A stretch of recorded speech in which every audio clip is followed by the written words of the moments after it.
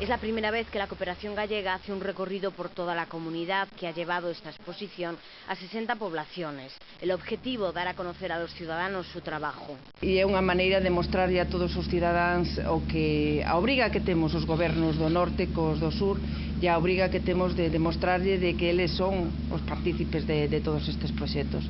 Decía que é a primeira vez que saímos para todo Galicia, porque, bueno, non é fácil, pero que creemos que é unha maneira de facer partícipes absolutamente a toda a poboación e con esa maneira de que cada vez señamos moito máis solidarios e acompañar a todos esos procesos de desarrollo que necesitan os países do sur.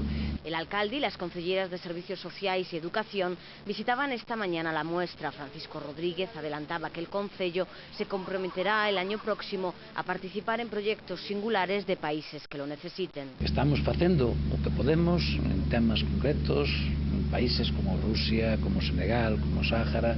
Estamos dedicando unha parte importante, pero queremos ir máis alá.